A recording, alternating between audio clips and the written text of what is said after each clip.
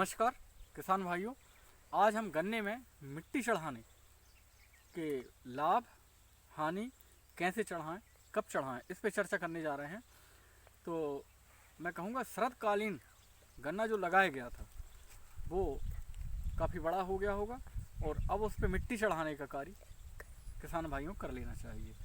उन्नत खेती चैनल बर हमेशा आपको समय समय पर समय उपयोगी जानकारी देता रहता है। तो इस समय गन्ने में जो कार्य किए जाने हैं उसके बारे में हम आज चर्चा करने जा रहे हैं। तो मिट्टी चढ़ाने के लिए आप जो भी विधियां हैं, जैसे एक ट्रैक्टर से चढ़ाई जा सकती है और पावर टिलर, मैनुअल आदमी अपने हाथ से चढ़ा देते हैं और बखर के द्वारा भी कर सकते हैं। बात करें किसान भाइयों ट्रैक्टर से मिट्टी चढ़ाने की, तो यदि गन्ना आपका लगभग 5 फीट का हो गया है तब तो आपको ट्रैक्टर से मिट्टी नहीं चढ़ पाएगी, या फिर जो छोटे ट्रैक्टर आ रहे हैं उनसे आप मिट्टी चढ़ा सकते हैं। और यदि आपका पुराना ट्रैक्टर है तो उससे लगभग गन्ने की जो नीचे वाला हिस्सा है वो 6 इंच और पत्ती सहित 3 फीट हो तो आपको उस पर मिट्टी चढ़ा सकते हैं। आइए देखते हैं ऐसे। शरतकालीन यानी कि नवंबर दिसंबर में गन्ना लगाया गया है उस पर मिट्टी आप मई माह में चढ़ा सकते हैं, और जो बसंतकालीन गन्ना लगाया गया है उस पर आप जून में मिट्टी चढ़ा सकते हैं। देखिए कितने सुंदर तरीके से मिट्टी चढ़ती जा रही है और खरपतवार पूरी तरह से नष्ट हो गया।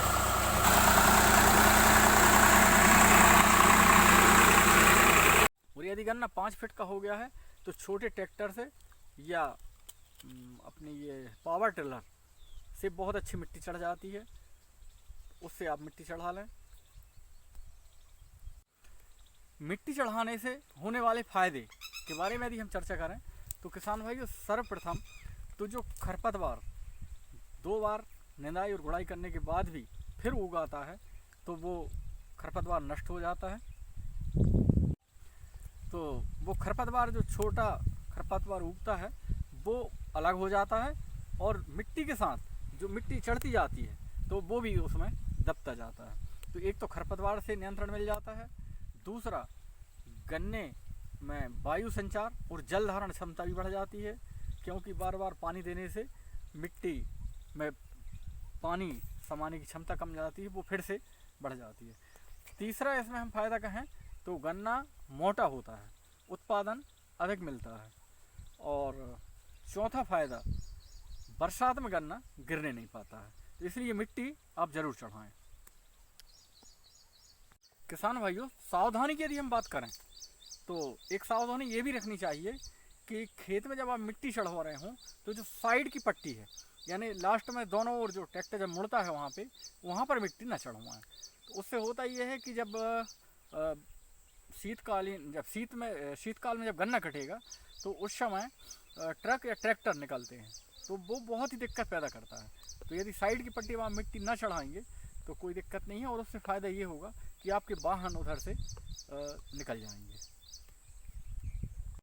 किसान भाइयों एक सावधानी ये भी रखनी चाहिए कि जिस मुर्गे या जिस रिजर को मुर्गा भी बोलते हैं गाँव में, तो जिस रिजर से आपने घारें बनाई हैं उसी से आप मिट्टी चढ़ाएँ तो उससे गन्ने का नुकसान नहीं होगा। नहीं तो होता ये है कि किसी के रिजर का अलग नाप होता है, दूसरे के रिजर का अलग होता है। यदि आपने दूसरे के रिजर से मिट्टी चढ़ा दी तो आपकी फसल में बहुत अधिक नुकसान हो जाएगा। और मिट्टी चढ़ाने से पहले उर्वरक प्रबंधन भी आपको कर लेना चाहिए। ये अब लगभग 3 माह तक हम इसमें कुछ नहीं कर पाएंगे क्योंकि बारिश आने वाली है। तो 1 कट्टा यानी कि 45 किलो प्रति एकड़ के हिसाब से यूरिया डाल दें आप। और यदि आप सूक्ष्म पोषक तत्वों का प्रबंधन भी करना चाहते हैं तो इसमें मैग्नीशियम, कैल्शियम नाइट्रेट और माइक्रोराइजा या बायोजाइम ये सब मिला के zinc, sulphur 5 kilo zinc, 5 kilo sulphur और लगभग ये सभी जो खाद हैं 5-5 किलो प्रति एकड़ के हिसाब से यदि आप डाल देते हैं तो काफ़ी अच्छा आपको उत्पादन मिल जाएगा। इसमें पोटास का भी आप एक बार और डाल सकते हैं। एक तो हमने शुरू में जब गन्ना लगाया था तब डाला था, और दूसरा ये लास्ट में पोटास डाल देना चाहिए। 20 किलो प्रति एकड़ भी डाल सकते हैं।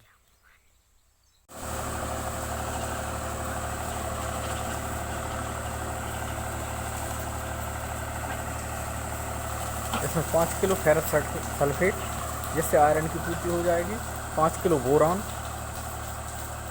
और कैनफ्लेक्स करके गन्ने के लिए बहुत ही अच्छा जैविक खाद है, ये भी आप डाल सकते हैं।